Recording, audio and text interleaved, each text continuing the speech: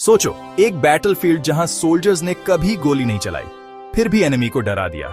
जहां tanks rubber के बने थे, आर्टिलरी लकड़ी की और अप्रोचिंग डिविजन्स का साउंड सिर्फ एक रिकॉर्डिंग था। यह साइंस फिक्शन नहीं है, यह सच है।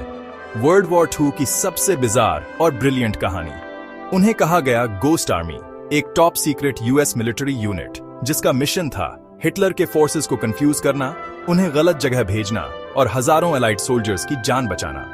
ये कहानी डेकेड्स तक क्लासिफाइड रही। सिर्फ 1990 में दुनिया को पता चला कि कैसे एक ग्रुप ऑफ आर्टिस्ट्स, डिजाइनर्स और साउंड इंजीनियर्स ने हिस्ट्री के सबसे बड़े मिलिट्री डिसेप्शन को अंजाम दिया।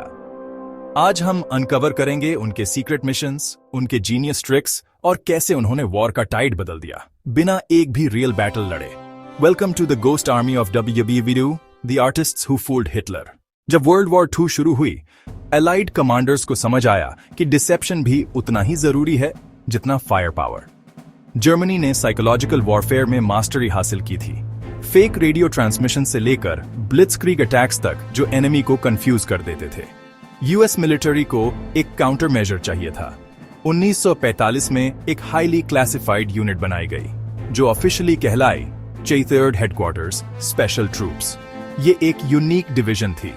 हार्डकोर कॉम्बैट वेटरन्स के बजाय आर्मी ने रिक्रूट किए painters, sculptors, architects, engineers, sound technicians और फैशन डिजाइनर्स तक। उन 100 मैन में से कुछ बाद में वर्ल्ड फेमस बने, जैसे एल्सवर्थ केली और bill BLAS.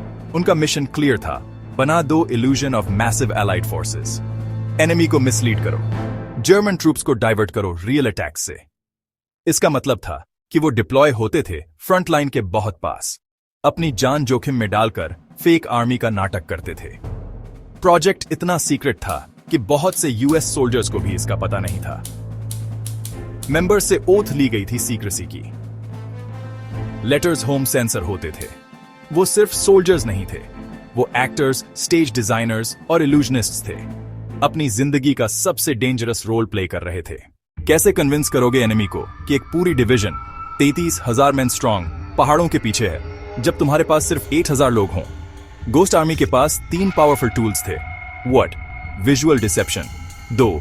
Sound deception, 3. Radio deception सबसे फेमस ट्रिक थी। उनका use of inflatable tanks, trucks और आर्टिलरी। ये life size decoys rubberized canvas के बने होते थे, इतने हल्के कि 2 आदमी उन्हें उठा सकते थे, लेकिन इतने रियल लगते थे कि एनिमी पायलट्स एरियल रिकॉनेसेंस में धोखा खा जाते थे। क्रूज कुछ घंटों में पूरी आर्मर्ड डिवीजन इन्फ्लेट कर सकते थे। वो फेक कैंप्स लगाते थे, tents, laundry lines, fake artillery positions तक। इसे और कन्विंसिंग बनाने के लिए वो जमीन पर टैंक ट्रैक्स छोड़ते थे हेवी रोलर्स से, ताकि जर्मन स्काउट्स को मूवमेंट का सबूत मिले। दूसरा वेपन था साउंड। इंजीनियर्स ने क्रिएट किए huge libraries of sounds, tanks raving, soldiers shouting, trucks moving, construction noises. फिर ये रिकॉर्डिंग्स बजाई जाती थीं जायंट लाउड स्पीकर्स से जो हाफ ट्रैक्स पर लगे होते थे। साउंड 15 माइल्स तक सुना जा सकता था, जिससे एनिमी को लगता था कि मैसिव फोर्स पास में है। साउंड ट्रैक्स को केयरफुली मिक्स किया जाता था।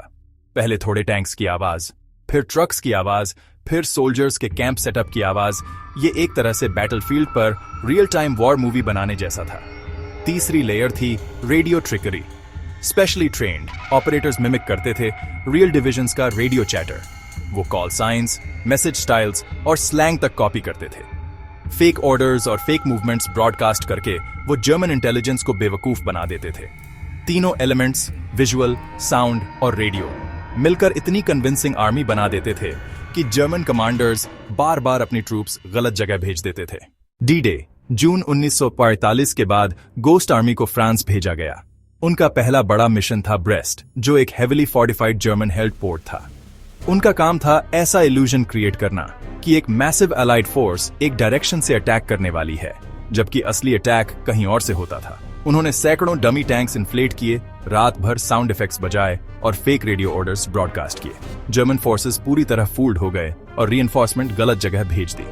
सितंबर 1945 में गोस्ट आर्मी ने अपना सबसे डेंजरस मिशन किया, बेटमबर्ग, लक्समबर्ग में। यहां उन्हें एक बहुत पतला 4 mile long allied line defend करनी थी, लगभग बिना असली ट्रूप्स के।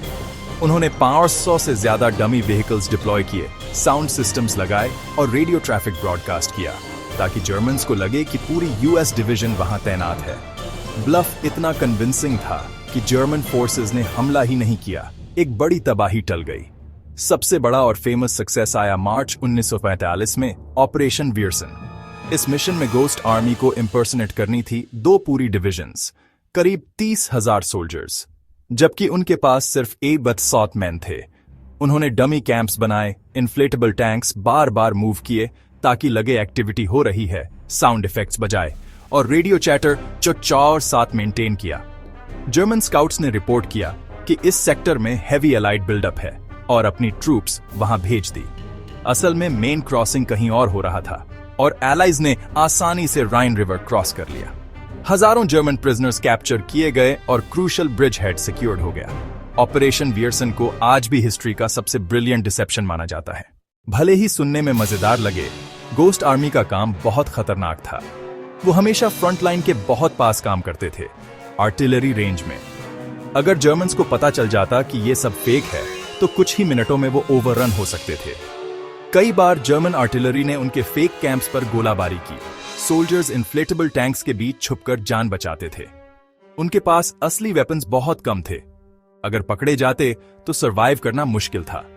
लेकिन उनकी करेज और क्रिएटिविटी ने हजारों एलाइड सोल्जर्स की जान बचाई। वॉर खत्म होने के बाद गोस्ट आर्मी की कहानी क्लासिफाइड फाइल्स में बंद कर दी गई। दशकों तक कोई इनके बारे में नहीं जानता था। 1990 में फाइनली ये रिकॉर्ड्स डिक्लासिफाई हुए और हिस्टोरियंस ने उनकी स्टोरी को दुनिया तक पहुंचाया। वेटरन्स ने पहली बार अपनी मेमोरीज शेयर की कि कैसे उन्होंने आर्ट, डिजाइन और इमेजिनेशन से वॉर जीती। एस्टिमेट है कि गोस्ट आर्मी ने tens of thousands allied lives बचाई। 2022 में फाइनली उन्हें मिला कांग्रेशनल गोल्ड मेडल, जो अमेरिका का एक सबसे बड़ा सिविलियन ऑनर है। आज गोस्ट आर्मी की स्टोरी हमें याद दिलाती है कि कभी-कभी क्रिएटिविटी गन से भी ज्यादा पावरफुल होती है। गोस्ट आर्मी ने एनिमी को मारने के लिए नहीं, उन्हें धोखा देने के लिए लड़ाई लड़ी। उनके वेपन्स थे paint brushes, air pumps, loud speakers और रेडियोस। फिर भी उनका कंट्रीब्यूशन उतना ही इंपॉर्टेंट था जितना सोल्जर्स का जो टैंक्स में लड़े या बीचेस पर उतरे। उनकी कहानी हमें सिखाती है कि वॉर में इमेजिनेशन भी उतनी ही ताकतवर होती है जितनी fire power. Ghost army of Das BOVU ने बैटल का टाइड इल्यूजन से बदल दिया, ये साबित करते हुए कि कभी-कभी सबसे बड़ी जीत वो होती है जो लड़ी ही नहीं जाती। अगर आपको ये इनक्रेडिबल स्टोरी पसंद आई है तो प्लीज लाइक करें, कमेंट में बताएं कि आपको क्या लगा और सब्सक्राइब करना न भूलें मोर अमेजिंग हिस्टोरिकल स्टोरीज के लिए।